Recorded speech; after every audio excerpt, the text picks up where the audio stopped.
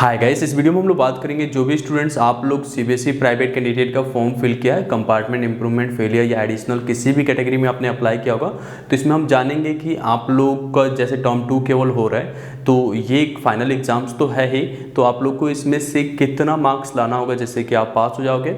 आप लोग को एग्जाम्स ऑलरेडी स्टार्ट हो गया है, तो लाइक क्लास 12th के लिए तो कल केमिस्ट्री है, तो आप लोग को क्या क्या चीज़ें एग्ज़ाम हॉल पे लेके जाना है एंड किन चीज़ों को खास ख्याल रखना है एग्जाम्स के टाइम पे, उन सारी चीज़ों के बारे में बात करेंगे। एंड कॉमनली आप लोगों ने लास्ट 10 दिन में जो भी क्वेश्चंस पूछे उसको भी मैं आंसर करने वाला हूँ। तो सबसे पहले बात करते हैं आप लोग को टर्म 2 में पास होने के लिए कितना परसेंटेज लेके आना होगा। तो आप लोग को टर्म 2 के मार्क्स एग्जाम जो हो रहे हैं वो तो 40 मार्क्स के हो रहे हैं, तो 40 में से आपको 14 मार्क्स आता है 14, तो आप पास हो जाओगे। जैसे अगर 80 मार्क्स का होता तो आप लोग को 28 लाना होता तो आप पास हो जाते। तो वैसे ही अगर हाफ मार्क्स का पेपर हो रहा है जैसे 40 का हो रहा है तो आपको पासिंग के लिए भी 14 ही लेके आना है, ठीक है, तो पास हो जाओगे। बट आप लोग को पासिंग नहीं लाना है, पासिंग मार्क्स तक नहीं लाना है, ज़्यादा मार्क्स लेके आना है, बट हम लोग एक मिनिमम थ्रेशोल्ड को जान लेते हैं। अगर आपका एग्ज़ाम्स जो है 35 मार्क्स का हो रहा है टर्म 2 का एग्ज़ाम्स, तो आप लोग को 12 मार्क्स आ जाता है तो आप पास हो जाते हो, ठीक है। और उसके बाद से भी आपको एक चीज़ का ध्यान रखना है कि अगर आपका 100 मार्क्स का पेपर है तो 100 में से अगर क्योंकि इस बार टर्म 2 है तो केवल 50 मार्क्स का पेपर हो रहा है, तो 50 में से आपको कितना लाना पड़ेगा, 33 का हाफ लेके आओगे, ठीक है। तो 33 का हाफ देखें तो हमारा अबाउट ऑफ 16 होना चाहिए, बट आपको 17 मार्क्स लाना पड़ेगा। 16.5 नहीं कैलकुलेट होता, तो 17 मार्क्स लाते हो तो आप पास हो जाते हो। तो ओवरऑल आपका मार्क्स कैलकुलेशन कैसे होगा, जैसे आप टर्म 2 केवल दे रहे हो तो टर्म 1 के मार्क्स कैसे मिलेंगे, तो टर्म 2 में जितना भी आप ले आ रहे हो उसको डबल किया जाएगा। तो आपका जो फुल मार्क्स में से जैसे आपका 40 मार्क्स का टर्म 2 हो रहा है तो 40 मार्क्स का टर्म 1 भी हुआ था बट आपने दिया नहीं था, तो आपको दोबारा कोई एग्जाम तो ले नहीं रहा सीबीएसई, तो इसी को बस डबल कर देगा और टर्म 1 के लिए भी वही मार्क्स कंसिडर हो जाएगा, ठीक है। तो जैसे मान लो टर्म 2 में आपने 40 में से लाए हो 30 मार्क्स, तो आपका टर्म जो फाइनल मार्क्स बनेगा वो 80 में से 60 मार्क्स बनेगा, क्योंकि उसमें भी सेम रहेगा। काफ़ी लोग अलग अलग बातें बता रहे हैं तो आपको ऐसा कुछ भी नहीं सोचना है। प्रो डाटा बेसिस पे प्रैक्टिकल मार्क्स मिलने की बात है, लेकिन वो भी आपका अगर 2020 के बैच के हैं या 2021 के हैं तो आपको कैरी फॉरवर्ड ही होगा आपका प्रैक्टिकल का marks. More of the chances यही है, लास्ट 2 ईयर के प्रैक्टिकल के मार्क्स कैरी फॉरवर्ड होंगे। अगर आप उससे पहले के हो तो आपको प्रो डाटा बेसिस पे मिलेगा, मतलब कि अगर आपने 70 मार्क्स का अगर आपका होना था फिजिक्स का, लेकिन 35 मार्क्स का पेपर हो रहा है, 35 में से जो भी आप लाते हो उसी को 35 को कन्वर्ट किया जाएगा प्रो डाटा के बेसिस पे। 35 को 100 ले जाया जाएगा और जो भी मार्क्स आपने अचीव किया है उसको माना जाएगा। जैसे मान लो कि आपने 35 में से लेके आ गए हो 15 नंबर, तो आपका 70 में से होना चाहिए 30 नंबर, वैसे ही आपका जो प्रैक्टिकल का 30 है उसके अकॉर्डिंग कैलकुलेट हो जाएगा। तो ये बहुत ही सिंपल कैलकुलेशन है। वैसे भी आपको इस पे फोकस नहीं करना है, आपको फोकस करना है आपके एग्जाम्स के ऊपर। कुछ नॉर्मल से क्वेश्चन आ रहे थे, जैसे कि मान लो आपने इंप्रूवमेंट के लिए अप्लाई किया और सारे सब्जेक्ट्स में अप्लाई किया, जैसे 5 सब्जेक्ट्स के लिए अगर आप इंप्रूवमेंट दे रहे हो और आप किसी एक सब्जेक्ट में अगर गलती से फेल हो जाते हो या आप एग्जाम नहीं देते हो तो आपका ये इंप्रूवमेंट काउंट नहीं होगा, ठीक है। तो you must have to be appear for all subjects और सारे सब्जेक्ट में पास होना भी कंपलसरी। हाँ, ये आपके पास ऑप्शन रहता है कि आपने ये इंप्रूवमेंट दिया 5 सब्जेक्ट का और ये पीछे का आपका एग्जाम था 2021 का, ठीक है। तो अगर आपका ये वाला मार्क्स बेटर है 2021 का, 2022 में आपके कम नंबर आ रहे हैं तो आपका ये वाला मार्कशीट यूज़ कर सकते हो फ्यूचर पर्पज़ के लिए।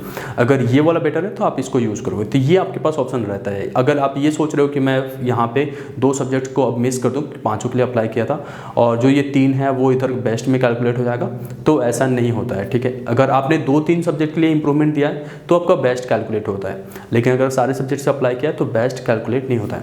व्हाट इफ अगर आपका कंपार्टमेंट है, केवल एक सब्जेक्ट के लिए इस बार एग्जाम दे रहे हो और उसमें फेल हो जाओ, तो अगर आप कंपार्टमेंट में फेल हो जाता है तो अब सीबीएसई के साथ आपका कंपार्टमेंट का चांस है वो ख़त्म हो जाता है। अगर आप 2020 के बैच के हो, अब इसके बाद से अप्लाई करना पड़ेगा 2023 के लिए और वहाँ पे आपको सारे सब्जेक्ट से दोबारा से पेपर देने पड़ेंगे, ठीक है, और जो भी पैटर्न होगा उसको फॉलो करना पड़ेगा। अब एक क्वेश्चन था कि अगर आप एग्जाम सेंटर पर जा रहे हो तो आप लोग को क्या क्या चीज़ों का ध्यान रखना है। सबसे पहले ये कि आप लोग जब एडमिट कार्ड डाउनलोड किए होगे तो उस पर सारा इंस्ट्रक्शंस आप लोग को दिया होगा। मेनली ये कि अभी कोविड फिर से रेस कर रहा है तो आप लोग को अपनी दूरियाँ जो 1 मीटर की दूरी है वो बना के रखना है। एंड साथ में एग्जाम सेंटर पर आपको सैनिटाइजर और मास्क लेके जाना जरूरी है। ट्रांसपेरेंट बैग लेके जाना है। आपके ब्लू पेन्स और पेंसिल जो भी चीज़ें एग्जाम्स के लिए रिक्वायर्ड है वो लेके जाओगे। फ़ोन वगैरह या इलेक्ट्रॉनिक्स कैलकुलेटर कुछ भी अलाउड नहीं है अंदर।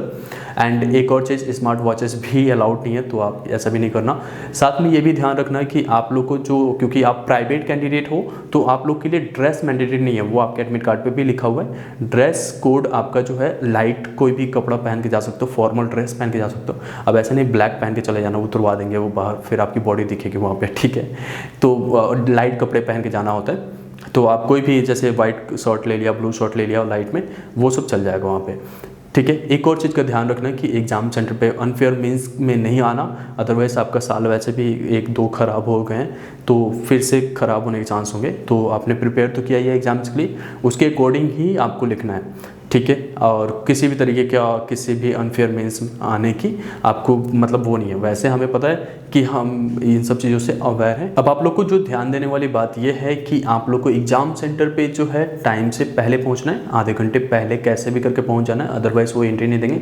एंड इवन क्लास 10th का जो भी एग्ज़ाम्स खत्म हुए उसमें से काफ़ी स्टूडेंट्स ने मुझे रिपोर्ट किया है कि लाइक वो एग्ज़ाम्स सेंटर पे 1 मिनट 2 मिनट लेट गए थे और उनको एंट्री नहीं मिली थी, ठीक है। तो आप लोग को इस तरह की चीज़ें में नहीं जाओगे, कितना भी रश हो आप घर से 1 घंटे 2 घंटे पहले जाना एग्ज़ाम सेंटर पे। कल आपका केमिस्ट्री है, केमिस्ट्री के लिए ऑल द बेस्ट। और एक चीज़ का और ध्यान रखना कि एग्ज़ाम्स में सारे क्वेश्चंस को अटेम्प्ट करना, ठीक है, और जो भी आपने पढ़ा है उसके अकॉर्डिंग, और थोड़ा सा अपने पॉजिटिव थॉट के साथ जाना, क्योंकि कई बार होता है ना हमें अंदर से ये लगता है कि कहीं ये भी क्लियर ना हो।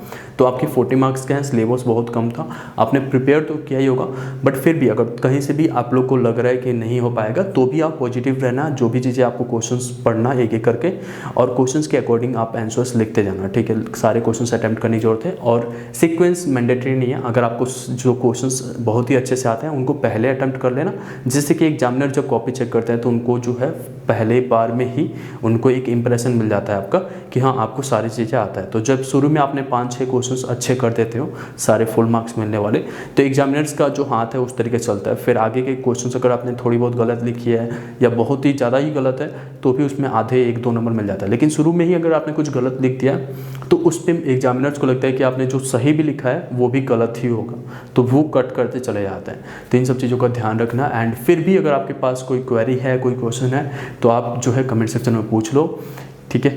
होप सो आपको ये वीडियो पसंद आई होगी। Thank you so much.